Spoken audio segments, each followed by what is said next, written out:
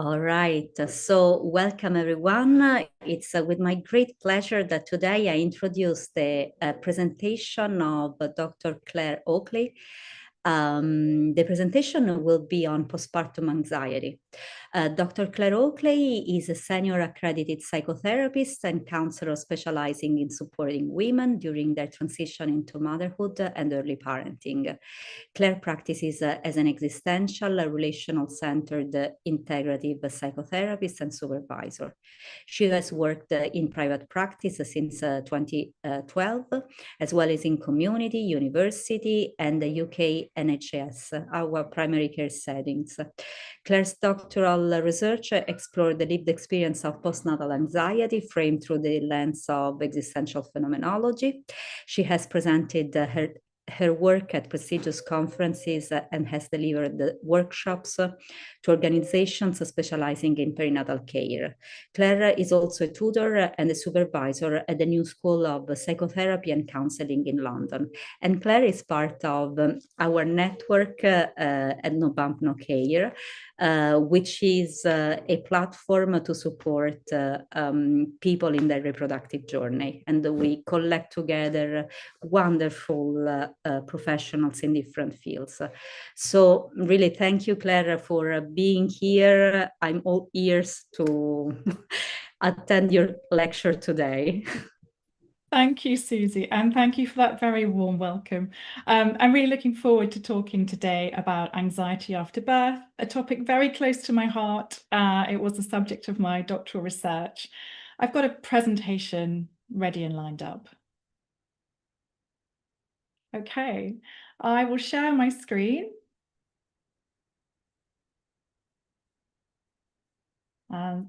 Susie, if you can give the thumbs up, can you see it? Yes. Okay, perfect. So I'm going to be giving a lived experience perspective today on the phenomenon of anxiety after birth. So firstly, why does this matter? Well, we know that at least 1 in 5 women experiences a mental health problem in the perinatal period. And the most common experiences are depression and anxiety. We also know that these have a profound impact on mothers and their families. And very soberingly, we also know from recent reports that suicide is the leading cause of death amongst women in the first year after pregnancy. And the latest report from 2025 also confirms this. I just haven't updated it. It's just come out. So this really matters. It really matters that we understand maternal mental health issues, that we have an in-depth understanding. And the research that I've done is a contribution to that, I suppose, in terms of the anxiety side. So postnatal anxiety, let's have a discussion overall about that. So it's often overlooked in perinatal care. And despite its prevalence in the community, it remains under-recognised, and this is problematic. What we do know is that 20% of identified cases do require some kind of clinical intervention. Now, that's not just a statistic, it's really a reflection of how many women are navigating distress and in need of support. And it's very likely there are many more women than the statistics are telling us. And the reason for that is that women are reluctant to disclose their difficulties. And that really came forward out of my research, or rather during my research. So I'm going to say a bit more about that later. One of the challenges with postpartum anxiety is the diagnostic ambiguity. So symptoms of postnatal anxiety can be subtle on the surface. They can be easily dismissed or misattributed by healthcare professionals to the general stress of new motherhood. And because depression has kind of historically dominated the screening landscape and the scene of discourse, anxiety often slips through the cracks. It's not there, and certainly in being visible in the literature and so on. Having said that, I'm very pleased to say there have been steps forward. So the UK guidance, and I'm afraid I can only talk from the UK perspective. I don't know about other places. I'm keen to find out more. But our UK guidance now, if a woman presents in general practice with anxiety, she will be screened for anxiety. So that's a good, promising change. But there's still a conceptual gap. that it remains under-recognised in formal clinical frameworks. And this has real implications, not just for our clinical practice, but for how women's experiences are validated, how they're named, and how they're treated. So a little bit about the impact of anxiety. So it can really shape the early landscape of motherhood.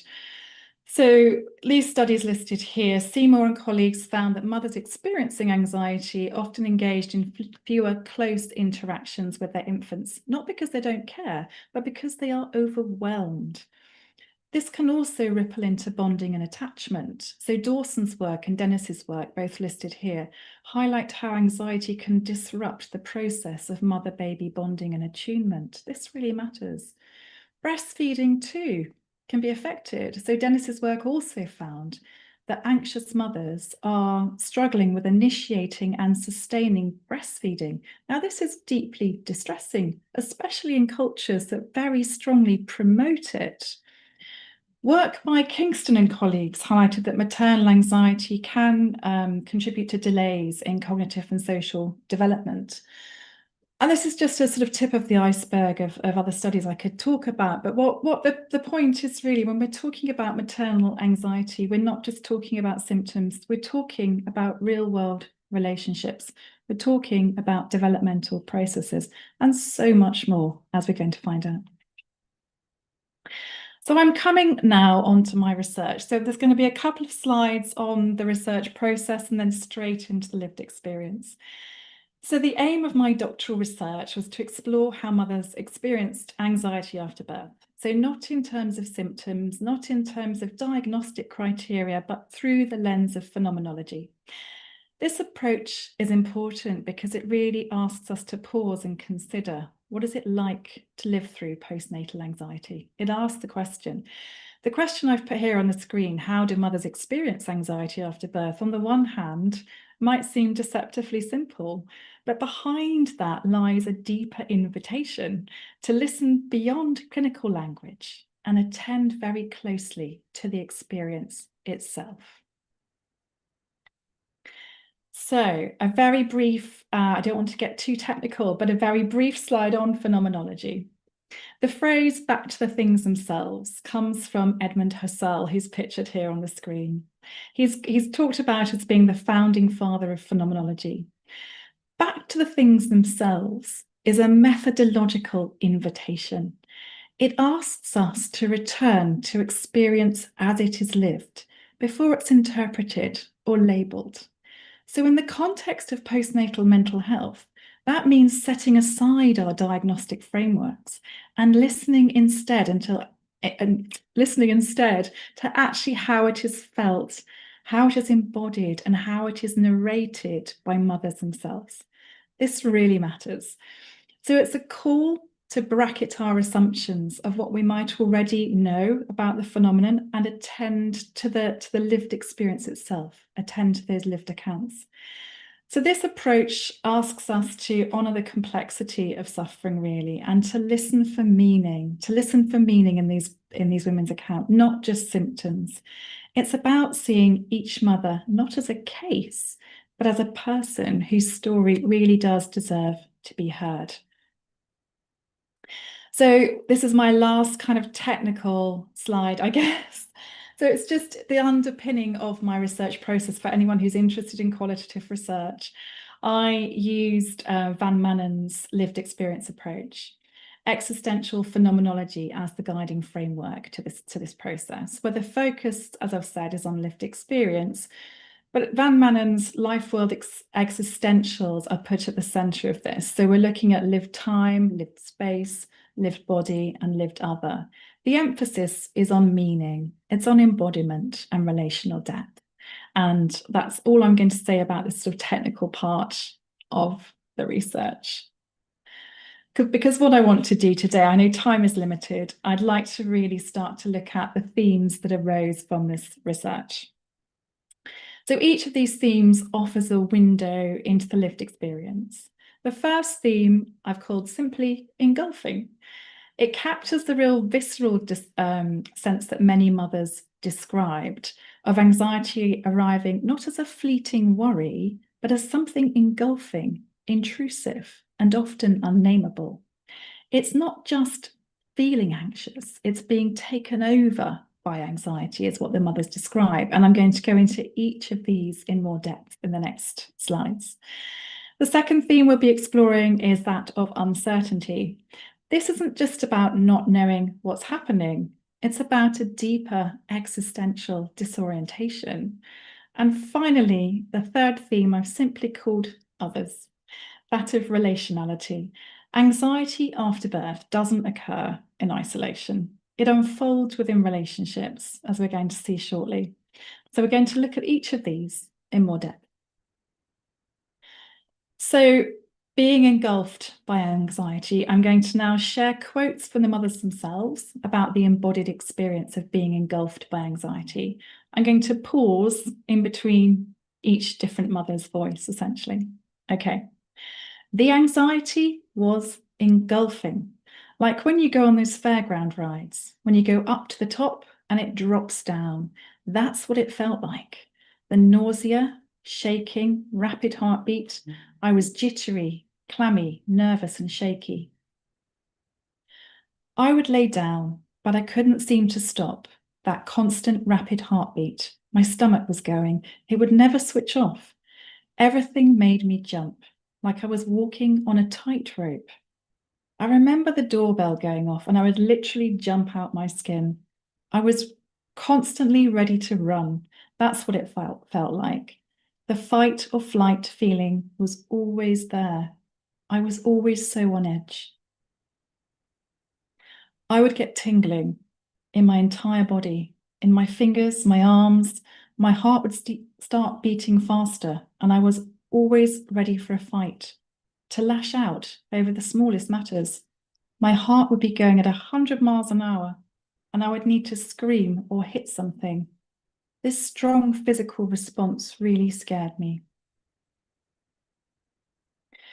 So let's just talk a little bit about embodied anxiety, something very deeply felt by these mothers. When we say embodied, we mean that anxiety isn't just in the mind, it shows up in the body. It can feel like the body is unsettled, ill at ease, or even in a state of crisis. There's a sense of being on high alert, hypervigilant, as if danger is just around the corner, whereas everything appears to be okay on the surface. For some, as we've heard, this may manifest as racing heartbeats, shallow breathing, muscle tension. For other mothers, it was digestive issues, dizziness, or a sense of complete disconnection from their own body. It can be any of the above or something else entirely. And that's the thing. There's no single way that embodied anxiety looks or feels. It's diverse, it's unpredictable, and it's deeply personal. What makes it especially difficult is it's often unanticipated and definitely unwelcome.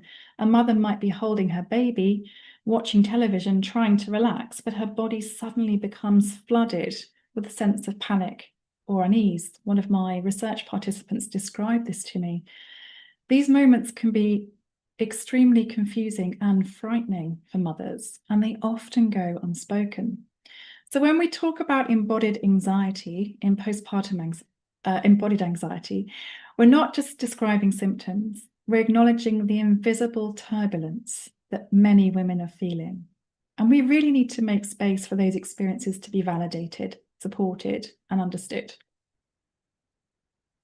So we're going to turn our attention now still to being engulfed, but being engulfed by thoughts and feelings. And again, I'm going to read out some quotes from the mothers, pausing between voices.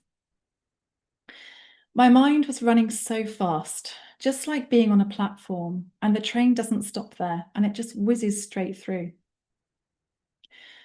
I remember thinking I was doing everything wrong. I wasn't doing it right, and I wasn't going to be a good mother. And I remember really feeling if anything went wrong, or if he wasn't feeling well, or if something hadn't gone perfect, I felt it was all my fault. Another mother, it would take a lot of work for me to be able to switch my head off. And another, Things are not going to get better. Things are very wrong. It's like even those words wouldn't come into my head. It's a feeling. It's a feeling that everything is doomed. So as before, let's just unpack that a little bit. So when we explore thoughts and feelings in this perinatal period, we're not just talking about worry. We're talking about a profound shift in how a mother experiences herself and the world around her. One of the most striking features is the sense of diminished agency. Mothers often describe feeling like they've lost their footing, that decisions are overwhelming or just impossible. What's described is not the loss of control, but the absence of it, a sense of being swept into something really vast and unpredictable. Self-criticism is another hallmark. This was across all my participants. These thoughts aren't just harsh, they're also relentless. I'm a bad mum. I'm failing. Something is wrong with me. These internal narratives can become deeply ingrained, shaping how a mother sees herself and her worth. Repetitive self-questioning also featured prominently across all my participants. Did I do the right thing? Should I have noticed that sooner? What if I've already caused harm? These kind of thoughts loop endlessly, offering no resolution and a lot of distress. And then there's the future. In anxious states, the future often appears catastrophic. Mothers described imagining worst-case scenarios in very vivid detail, scenarios that depicted illness, harm, tragedy. These aren't just fleeting worries. This isn't just worry. This is immersive, emotionally charged, predictions that feel really real in that moment. So for those who are working in the perinatal period, this is important. In dialogue and in a trusted confidential relationship, these thoughts can be named, they can be explored, and in doing so, we may begin to soften their grip. And by listening without judgment, we offer something profoundly healing. It is the chance to be heard. Okay, the next section looks at uncertainty and what this has got to do with anxiety.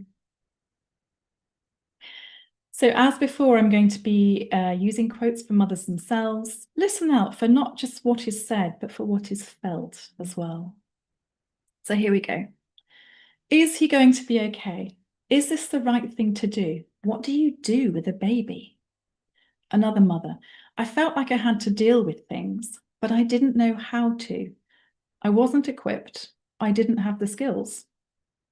Another mother said, my stress levels were just straight out the door, with that feeling of helplessness and inability to control or contain the situation. That feeling of not being enough, not being able to comfort. I felt like he always needed something, but I just never knew what. And finally, there were many nights when we were pacing the floors for hours. We didn't know why the baby was crying. That went on for weeks and weeks. I'd heat the bottle, I'd feed her, and for a few days she'd take a bit, but then she'd stop and we'd be back into that loop of crying. I had no idea why. I just couldn't figure it out. So how do I do this? Let's unpack it a little bit. So this section really explores something many women experience but rarely feel safe enough to say out loud, not knowing what the baby needs. Remember, this is early motherhood, not knowing what to do, not knowing how to be a mother. These questions aren't just logistical. What does my baby need? Isn't just about nappies or feeding schedules. It's about attunement. It's about intuition and the pressure to know everything, to decode every cry, to know the right answer. In early motherhood, this uncertainty is really hard to sit with. How am I going to provide it? Carries the weight of parental responsibility. It's not just about resources, it's about emotional availability, stamina, and the fear of falling short. Practical tasks like feeding can become existential challenges. Feeding isn't just about nourishment. It's also a symbol of care. It's also connection and competence, and it's also essential for survival. So not knowing and struggling with feeding, this was a thing for all the mothers in my study. It carries enormous weight. And then there's the existential question that lingers beneath it: how to be a mother. So this is not about how to carry out the role, but how to inhabit it and how to feel it. What does it mean to mother well? What does it mean to mother enough? What does it mean to be a mother? So these questions are deeply human and they really deserve space, not necessarily to be solved because that's a process, but certainly to be witnessed. So by naming this uncertainty that seems to be part of motherhood and tied in with anxiety, we can begin to normalize it. We can make space for mothers to say, I don't know, without shame. And in doing so, we are offering something very powerful, and that is permission to be in the process of becoming a mother. Okay, tied in with uncertainty is needing certainty. So some thoughts from the mothers on this. I'm going to read them now.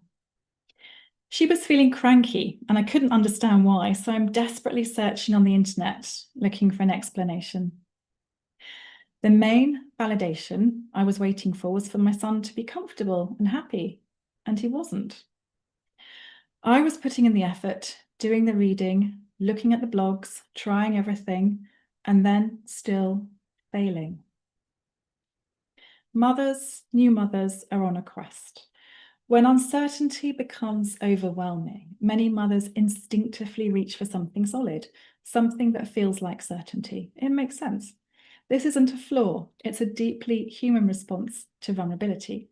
In the face of ambiguous needs, unpredictable routines, and unfamiliar emotions, certainty is some kind of anchor. No wonder mothers are looking for it.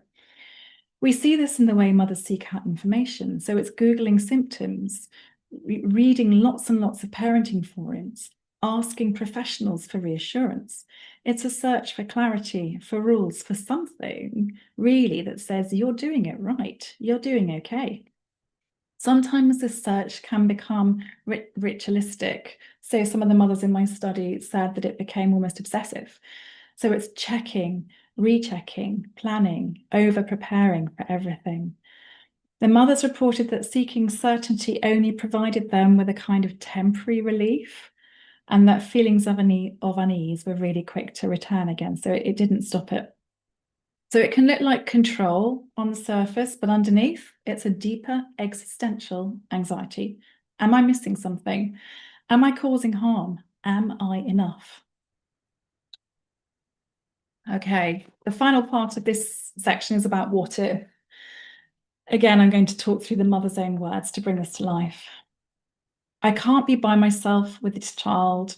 What if something happens? I was so afraid of leaving the house, I didn't take my son out until he was 12 months old. I used to think he'd stop breathing. I would check on him every night and feel his chest. These were very, very common. So what if captures this sense of danger? It feels both imminent and undefined. It's not always a specific threat. It's a vague and powerful feeling of unease that something could go wrong at any moment. And because of this, because the danger is unknown, mothers are on high alert trying to prevent it. So this often leads to protective strategies. Some mothers would seek out an ally, a parent, a friend, a health professional, somebody who could help shoulder some of this responsibility and offer reassurance. But for others, to ward off danger can become all-consuming. They may feel compelled to monopolize care, believing that they and they alone can keep their baby safe. This came across in the accounts from my interviews with mothers. We also see other behavioural shifts. Staying in becomes a way to control the environment, fewer variables, fewer risks, but can also lead to isolation and reinforce that the outside world is unsafe. Hyper-awareness is another hallmark. Mothers may become acutely attuned to everything, and this hypervigilance can be exhausting. It often leads to this repeated checking of breathing, temperature, feeding, sleep, and so on. And of course, mothers may seek out medical reassurance if they're very concerned. These efforts aren't irrational, and that's important. They're attempts to quell the what if. They're attempts to quell the uncertainty and soothe an anxiety that just won't settle. What's important is that these make sense in the context of which they're happening, and they're not signs of weakness. We need to understand them and respond with compassion rather than with judgment. That's really important. And the final theme on this that I'm going to explore now is others or relationality. So again, I'm just going to provide some of the words directly from the mothers themselves. My husband would say, he's so wonderful, he's so amazing. And I'd be thinking, I don't feel that. I should be feeling those things too, and I'm struggling too. I went to a mum's group and seeing them all breastfeeding upset me. Why can't I do what other people can do? And another mother said, I was literally drowning, having to present this perfect image because I had to match up to other people. Okay, so let's unpack this as well. Comparison is a quiet, persistent thread in many mothers' accounts, and it often manifests as feelings of insufficiency. As one mother said, there's this internal voice that whispers, I'm not doing enough, I'm not coping as well as I should. And that voice gets louder and louder, especially when mothers look at others and see that they seem to be thriving. It's very isolating when it looks like everyone else has figured it out and you're struggling. Social media really amplifies this. It offers these curated glimpses into motherhood with smiling babies, tidy homes, happy parents. Rarely do we see the mess, the tears, the doubts on social media. And yet the mothers in my study reported how these polished images became the yardstick against which they measured themselves. The pursuit of perfection is exhausting. It's not just about doing things well, it's about doing them flawlessly and often without help. But perfection is a myth, and chasing it can leave mothers feeling very disconnected from their own instincts. That really matters, and their own needs. So what's important to remember is that comparison thrives in silence, in isolation. In my clinical practice, I've noticed that when mothers begin to share with me their real experiences, the messy ones, the complicated ones, something begins to shift, the pressure eases, the isolation softens, and insight starts to emerge. No one is doing it perfectly. That's what matters. Okay, and on to the next section. So back to the mothers themselves. The quotes. I'd be thinking, people are going to judge me. People are going to look at me. I carried her out of the group just so that I could lie, so that I didn't have to feed her formula milk in front of them. It felt like I wasn't a good enough mum. I didn't have a good enough relationship with him.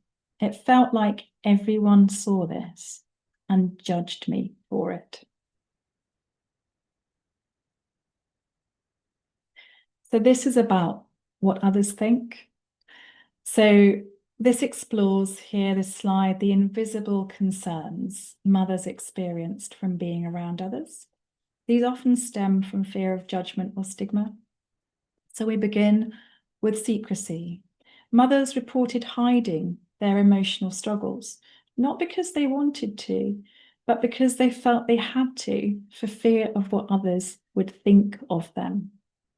Infant feeding, something so vital, was felt to be a real site of scrutiny by all the mothers in my study. Whether it's breastfeeding, bottle feeding, or mixed feeding, many felt judged.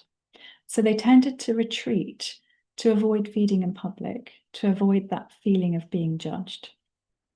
Many others reported sort of generally masking to fit in. The idea was that they were trying to present that they were coping well and together, even when they were really feeling turbulence and struggle inside of them. Having to put on this performance is exhausting, and it distances mothers from really getting the support they need, because if you can't disclose it to anyone, you can't receive any support. Also, when the dominant narrative culturally is one of contentment in new motherhood, it becomes harder and harder to speak about struggle. It becomes harder to speak of anxiety. It becomes harder to speak of feeling overwhelmed. And also many were worried that they would be seen as ungrateful or failing, so they don't speak. And this is really important. The silence grows heavy. The mothers in my study, many of them felt unable to seek professional support. Support requires acknowledging vulnerability, but if vulnerability is met with dismissal, discomfort, or any kind of risk, then it's too difficult. So many mothers internalize the belief that they should just get on with it, that they should try and cope better. And really distressingly, many mothers were worried that if they were to say anything publicly, and I mean to a health professional really, that their baby would be taken from them. So sadly, all of this culminates in mothers being isolated. I just want to finish with the last part on the themes I'm highlighting. This one is about the couple relationship. So I'm going to, again, share some quotes and then just unpack it a little bit. Okay, I was having palpitations. I needed to talk to someone. It was always my husband. My husband had to do everything for me because it was too overwhelming. I couldn't live a normal life. I was aggressive and hostile. We were constantly arguing. So the couple relationship and the relational challenges. So this slide is really looking at how anxiety can manifest relationally. So anxiety can heighten irritability. Small disagreements may feel overwhelming. So for those who are feeling on edge, interactions may become more emotionally charged, even when both partners are really trying their best at being new parents.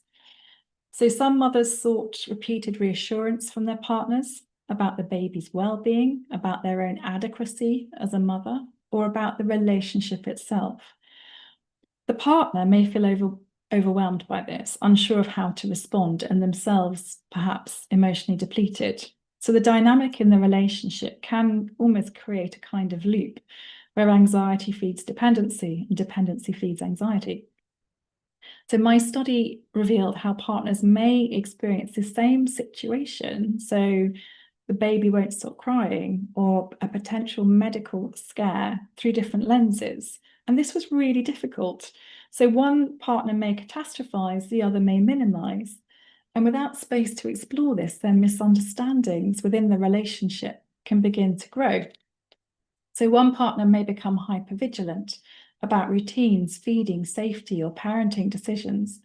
And there's a delicate balance to be struck in a couple between sharing tasks and monopolizing them. But anxiety can make delegation very risky. In other words, if I don't do this myself, something will go wrong. That was one of the words from one of my mothers. But this can leave the other partner feeling excluded and resentful.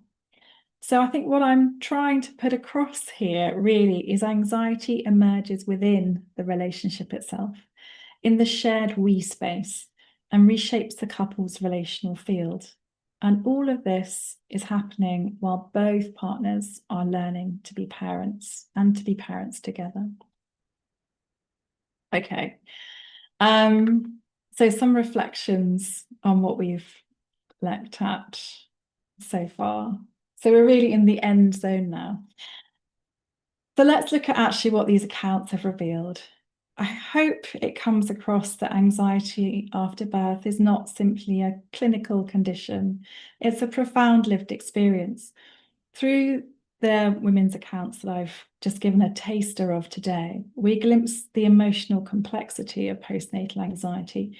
We've glimpsed the relational dimension, the embodied experience, and the existential weight.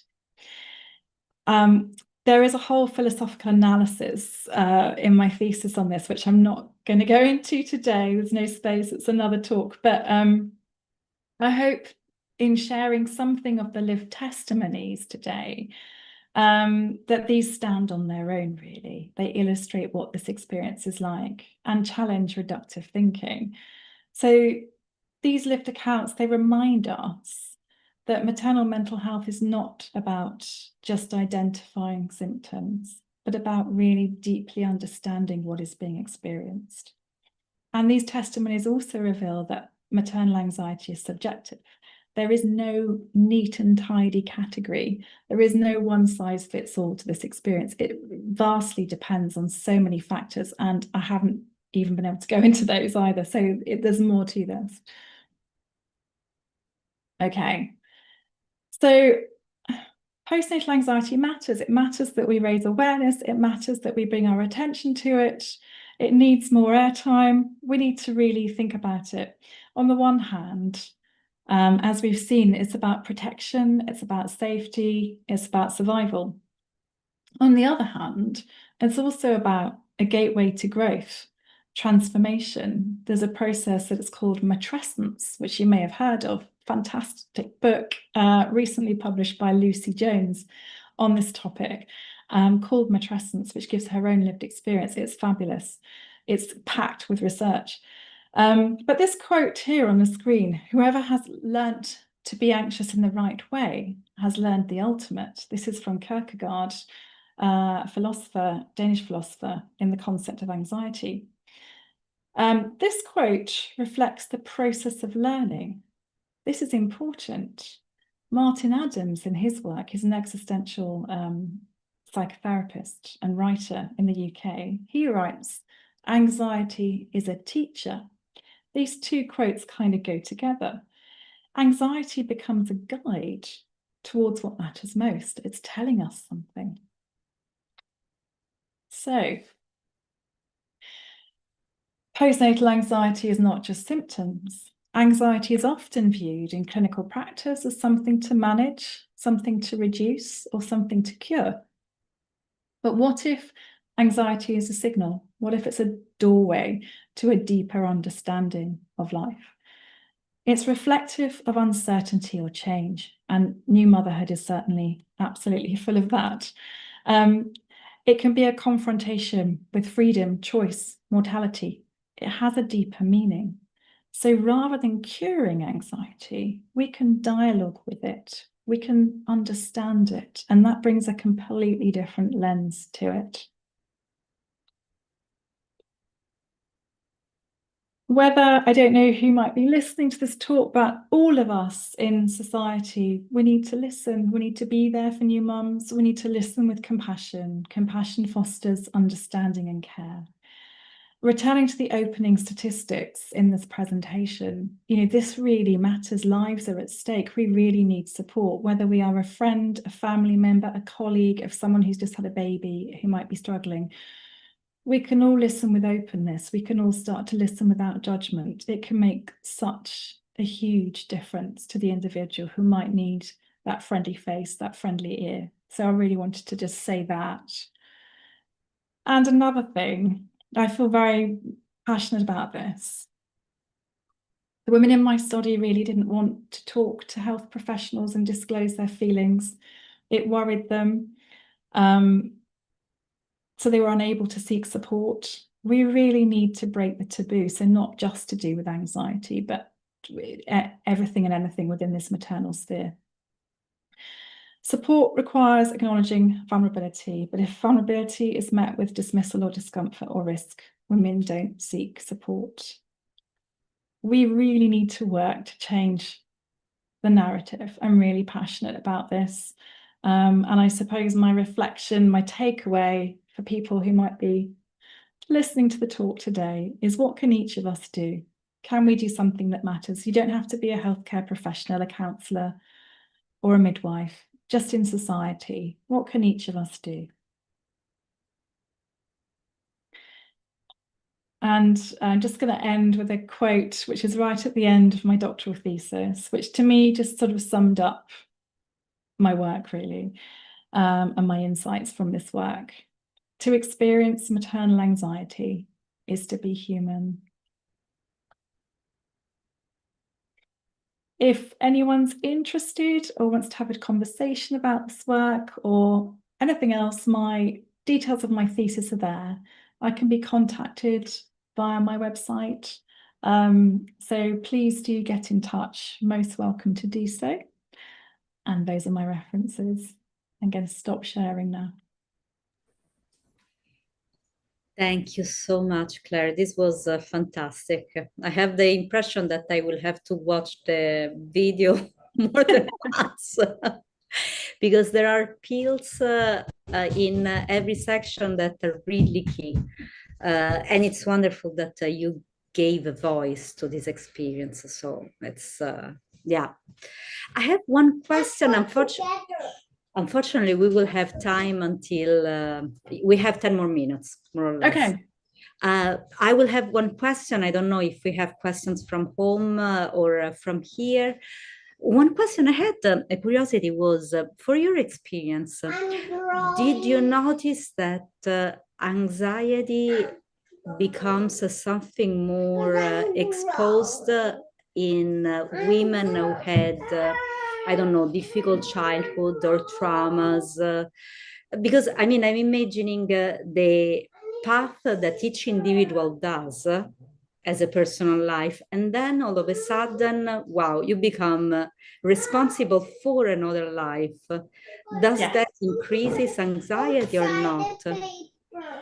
I didn't look into that for this research. However, things that I've read since would point in that direction. So the way into motherhood, so whether or not you've experienced a perinatal loss, for example, miscarriage or a stillbirth, is connected in the research with then feeling anxious later down the line. It's not something that I took into account for these mothers that I interviewed. But also birth trauma, again, starting your journey into motherhood from a traumatic experience does have an impact on how you are afterwards. Again, there's research that's on that out there. Definitely. Thanks.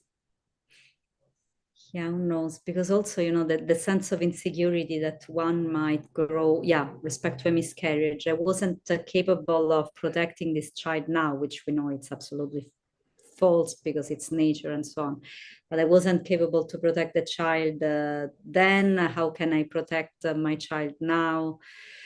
It can trigger so many mental loops. Yes, and I think that very being in touch with birth, being in touch with growing life inside you makes you aware of the fragility of existence. I think natality and mortality, they're there. One sees the other. So I think, yes, women feel it. Absolutely. And it's fantastic that you frame everything, all this in an existential, phenomenological, hermeneutic perspective, because it gives voice to the people, it gives a description, and it puts us in contact with, yeah, the fact that we are human, as you said beautifully at the end of your presentation. I mean, in the end, life is this. It's yes.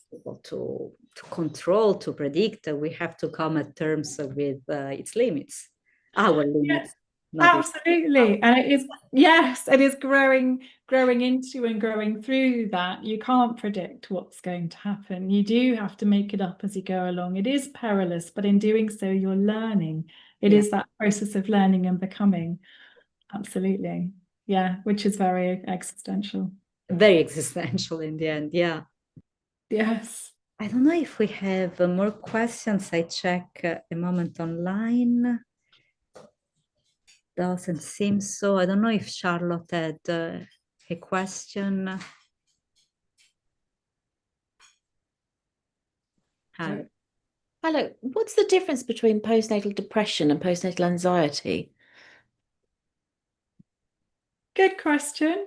So postnatal depression, there is a whole there is a specific screening for that. So it is feeling low, feeling sort of life has no meaning, like worthlessness, really, really difficult struggle when you've got a new baby, like really being pressed down, weighed down with feelings of no energy, really questioning everything, actually, that kind of thing. There's a scale called the Edinburgh Postnatal Depression Scale, which is used in clinical practice in the UK. I don't know about abroad, which is used quite routinely just to try and pick this up in women who've had a baby. There's something called postpartum blues, which happens very commonly in the first 2 weeks after giving a baby. And that's really very, very normal. And that's a combination of factors of recovering from birth, being very tired, a huge shift in your hormones from pregnancy to postbirth, all sorts of things are going on. But for mothers for whom low mood persists, then they may well be screened for depression. Yeah. Does that answer the question?